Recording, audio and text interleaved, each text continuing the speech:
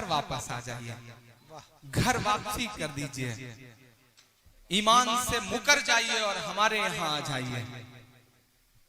मैंने सोचा एक नज्म कही जाए, लेकिन उस नज्म की तमहीद में मैं ऐसे तमाम सरफिरे चेहरों को एक वाकया बताना चाहता हूँ कि आप दौलत से ईमान का सौदा करना चाहते हैं, शायद आपने आंखें बंद कर रखी हैं, आप कितना भी भला बुरा कहें इस्लाम को, कितना भी बदनाम करने की कोशिशें करें, लेकिन आप भूल रहे हैं कि इस्लाम तो ऐसा मजहब है कि जब जब उसे दबाने की, बदनाम करने की कोशिशें की गई हैं, वो और बुलंदी के साथ दुनिया के सामने आया है। 1400 सालों की तारीख इस बात की गवाह है।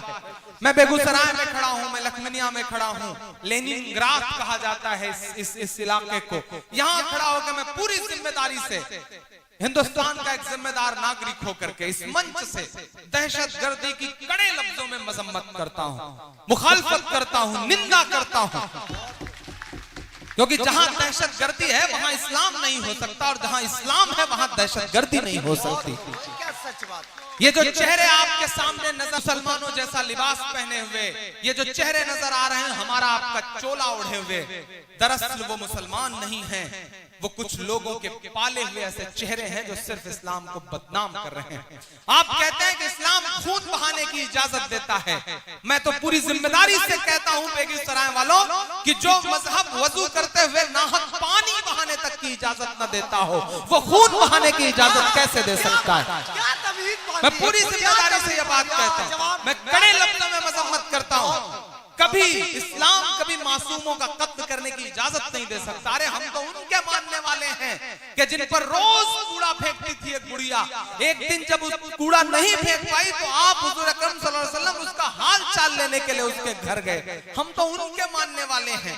ये जो लोग हैं इनके खिलाफ खड़े होइए, दहशतगर्दी की मजम्मत करिए, क्योंकि दुनिया आपकी तरफ बहुत बुरी नजरों के साथ देख रही है। बोलना पड़ेगा। मैं ये कह रहा हूं दोस्तों कि जिस तरह बिस्मिल्लाह कहकर के शराब पीने से हराम शराब हलाल नहीं हो जाती, उसी तरह अल्लाह अकबर कहकर के किसी मासूम का कत्ल कर देने से वो कत्ल जायज नहीं हो जाता। हम मजम्मत करते हैं इसके। पूरे हिंदुस्तान के 30 करोड़ मुसलमानों की तरफ से कहना चाहते हैं कि आप हम पे इल्जाम लगाते हैं दहशतगर्दी को पनाह देने की। आप ये बात क्यों भूल जाते हैं कि मुंबई अटैक के बाद जो दहशतगर्द मारे गए थे, आप उन्हें हमारी कब्रिस्तानों में दफनाना चाहते थे। उस वक्त मुंबई का पूरा मुसलमान लिखित तौर पर लेकर के हुकूमत के पास जाता है और कहता है कि हम अपनी कब्रिस्तानों में दहशतगर्दों को दफनाने की इजाजत तक नहीं देंगे। आप इन बातों को क्यों भूल जाते हैं। ये बदनाम करने की साजिशें बंद करिए, ये घर वापसी की साजिशें बंद करिए। आप कभी लब जिहाद लेकर आते हैं, कभी घर वापसी लेके आते हैं, कभी गाय लेके आते हैं, फिर कैराना लेकर के आते हैं, और अब आप जाकिर नाइक साहब को बदनाम करने की कोशिशों में लगे हुए हैं। हमारा अकीदा भी कैसा हो, हमारे मसलक अलग अलग हो, लेकिन ये बुरा दौर है। मैं आपसे गुजारिश करता हूं कि मसलकों की लड़ाई को मस्जिद और मदरसे तक महदूद करिए। सड़क पर एक नजर आइए, अपने खिलाफ होने वाले जुल्म के साथ खड़े होइए। आज नहीं खड़े होंगे तो आपका भी नंबर आने वाला है। मैं आपसे ये गुजारिश करते हुए नज्म शुरू करता हूं। वो कहते हैं 5 लाख लीजिए और घर वापस आ जाइए। वो ये भूल जाते हैं कि दुनिया की एक सुपर पावर ताकत में एक शख्स हुआ करता था। अल्लाह ने उसको ऐसा हुनर दिया था, उसके पैरों में ऐसा जादू था कि वो जब थिरकता था तो दुनिया अरबों डॉलर लुटा दिया करती थी। लेकिन उस शख्स को कहीं सुकून नहीं मिला तो उसने अपने चचेरे भाई से कहा कि मुझे सुकून की तलाश है। चचेरे भाई ने कहा सुकून चाहता है तो कुरान पढ़।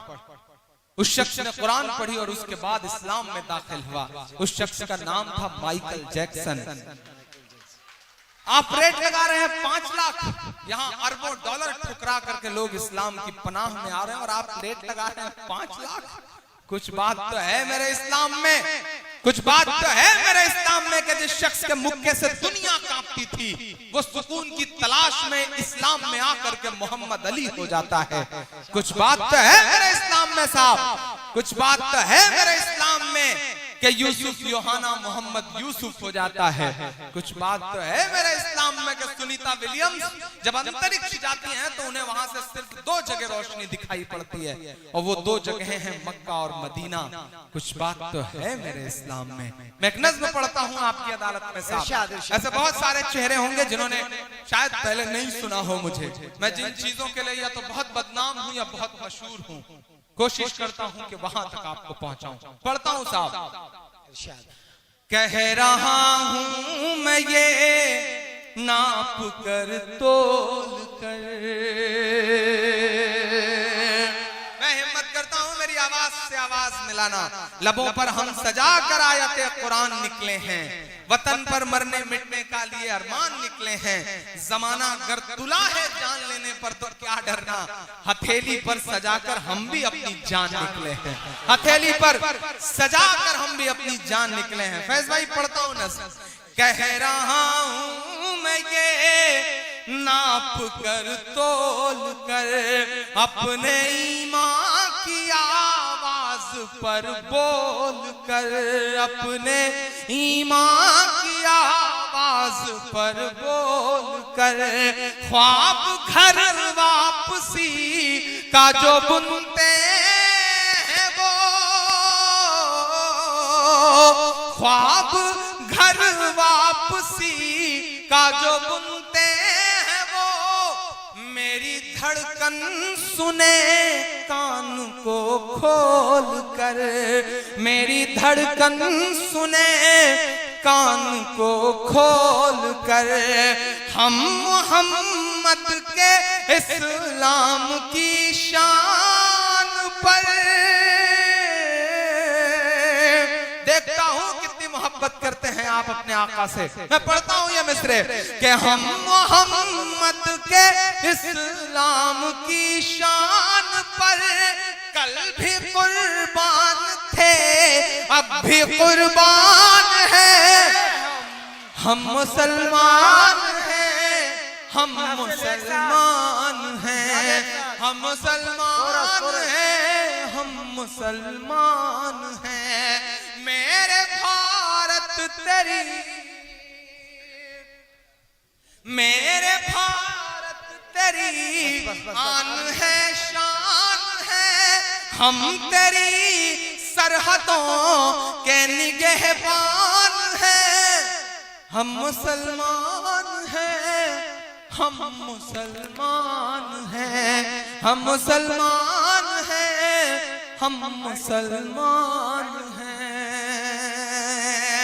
पहला बंद पढ़ता हूं इस नज़्म का साहब कि हम तो फारस अरब से भी आए नहीं,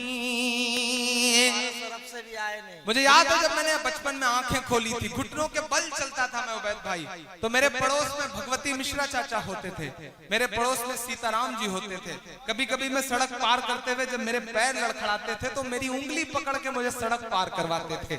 हमने ऐसे माशरे में आंखें खोली हैं। ये कौन लोग हैं जो टिकट लेकर के घूम रहे हैं कि पाकिस्तान चले जाइए। अब की जो फैसला होगा वो यहीं पर होगा। अब कि हम दूसरे हिजरत नहीं होने वाली, हमसे अब दूसरी हिजरत नहीं होने वाली।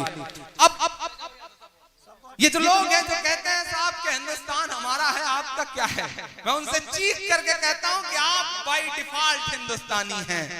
गिरिराज साहब आप बाय डिफॉल्ट हिंदुस्तानी हैं, हम बाय चॉइस हिंदुस्तानी हैं। हमने चुना है हिंदुस्तान को, हमारा हक 2 गुना है इस मुल्क पर, हमने चुना है। हम चाहते तो पुरखों के साथ जो बंटवारे के लोग थे उनके साथ जा सकते थे, लेकिन नहीं गए। हमने इस मिट्टी में अपनी सांसों को दफन करना कबूल किया, हम गए नहीं। हमारा 2 गुना हक है साहब। मैं मिसरे पढ़ता हूं कि हम तो फारस अरब से भी आए नहीं, तेरे अपने हैं हम तो पराए नहीं, तेरे अपने हैं हम तो पराए नहीं। इस तरह से सितम हम पे ढाए गए। महसूस करिएगा कभी कभी उस सितम को। हम चेहरे से मुसलमान नहीं लगते, हम ट्रेनों के फर्स्ट क्लास में सफर करते हैं। मेरे इस दर्द को अरशद साहब समझ सकते हैं, उबैद भाई समझ सकते हैं, फैज भाई समझ सकते हैं, परवेज भाई समझ सकते हैं, या हम इन जैसे लगने वाले तमाम लोग समझ सकते हैं। हम ट्रेनों के फर्स्ट क्लास में सफर करते हैं, हमारे पड़ोस में बहुत सारे लोग बैठे होते हैं, हम चेहरे से मुसलमान नहीं लगते, लेकिन जब हमारे मोबाइल पर फोन आता है और हम जवाब में जब वालेकुम अस्सलाम कहते हैं तो हमारे आसपास की सवारियों के चेहरों के एक्सप्रेशंस बताते हैं कि मुल्क के हालात बहुत बदल चुके हैं। समझिए इस बदलाव को समझिए, बात करिए। हम एयरपोर्ट पर खड़े होते हैं सिक्योरिटी चेक के लिए, बोर्डिंग पास पर हमारा नाम पढ़ने के बाद सिक्योरिटी इंचार्ज की उंगलियों का दबाव बताता है कि मुल्क के हालात तो बहुत बदल गए हैं। बोलना पड़ेगा, मायूस होने से काम नहीं चलेगा। बिहार वालों, मायूसी कुफ्र है। आपने मुत्तहिद होकर बताया पूरे हिंदुस्तान को कि फासिस्ट ताकतों से मुकाबला इस तरह किया जाता है। मैं सलाम करूंगा आपको, आप बहुत जिम्मेदार लोग हैं। आप मायूस नहीं हुए, क्योंकि मायूसी कुफ्र है इस्लाम में। डूबते हुए सूरज को देख करके लोग दरवाजा बंद कर लेते हैं और उगते हुए सूरज को देख करके लोग दरवाजा खोल देते हैं। आपसे गुजारिश करूंगा, नई नस्लों से गुजारिश करूंगा कि बोलना सीखिए, वक्त से आंख मिलाइए, बुरे वक्त के सामने खड़े होइए, क्योंकि जो वक्त से आंख नहीं मिलाते वक्त उनसे बहुत बुरा इम्तिहान लेता है। जिन अंग्रेजों की हुकूमत में कभी सूरज नहीं डूबता था, जब वो वक्त से आंख नहीं मिला सके तो आज उनके राजाओं के कपड़े बैंड बाजे वाले पहनते हैं। समझना पड़ेगा इस बात को। मैं पढ़ता हूं बंद कि हम तो फारस अरब से भी आए नहीं, तेरे अपने हैं हम तो पराए नहीं। इस तरह से सितम हम पे ढाए गए, मुद्दतें हो गई मुस्कुराए नहीं, मुद्दतें हो गई मुस्कुराए नहीं। पटना से लेकर के दिल्ली तक इमरान प्रतापगढ़ी के मिस्रों की गवाह हैं हिंदुस्तान की हजारों इमारतें कि मेरे पुरखों की जागीरदारी है ये। ईमान में हरारत पैदा हो तो बताना जरा सुन करके कि मेरे पुरखों की जागीरदारी है ये, मत समझना कि हम लोग मेहमान हैं, हम मुसलमान हैं, हम मुसलमान हैं। मेरे भारत तेरी आन है, शान है, हम तेरी सरहदों के निगहबान हैं, हम मुसलमान हैं, हम मुसलमान हैं। आखिरी बंद पढ़ता हूं इस नज़्म का। घर वापसी, घर वापसी, घर वापसी। स्वामी जी, योगी जी, प्राची जी, कराना है घर वापसी तो मैं दो नाम गिना रहा हूं। अगर करा सकिए तो उनकी करवाइए। पूरे हिंदुस्तान में बहुत पलकों पे बिठा के सुना है ये मिसरे, जिन पर मैंने कहा है वो तक चौंक गए थे ये मिसरे सुन करके। कहीं मैं पढ़ता हूं, सुनेगा कि सब पे लागू न ये कीजिए, स्वामी जी सब पे लागू न ये बेबसी कीजिए, अपने घर की भी कुछ चौकसी कीजिए, अपने घर की भी कुछ चौकसी कीजिए। हाँ वो मुख्तार नकविया शहनवाज, जरा सा और जोश से सुनिएगा इन मिसरों को। हाँ वो मुख्तार नकविया शहनवाज, पहले उनकी तो घर वापसी कीजिए, पहले उनकी तो घर वापसी कीजिए। और जो उधर दोस्त खड़े हैं जिन्होंने पूरी रात एक भी मिसरे पे किसी को दाद नहीं दी है, मैं उन्हें भी पुकारता हूँ, मैं इन्हें भी लोगों को शामिल करता हूँ, ये सामने बैठे लोगों को और पीछे बैठे के शख्स को शामिल करता हूँ, क्योंकि अब जो मिसरे पढ़ने जा रहा हूँ ये आपके 800 सालों की तारीख है इन मिसरों में। इमरान पढ़ता है ये मिसरे, मेरा ईमान, मेरा तेवर, मेरी खुददारी, मेरा ज़मीर बोलता है इन मिसरों में कि 5 दिन की हुकूमत पे इतना नशा, एक एक हाथ तो यहाँ से वहां तक कसम है, एक एक हाथ हवा में उठा हुआ नजर आना चाहिए इन मिसरों पे कि 5 दिन की हुकूमत पे इतना नशा, 5 दिन की हुकूमत पे इतना नशा, हम तो वो हैं जो सदियों से सुल्तान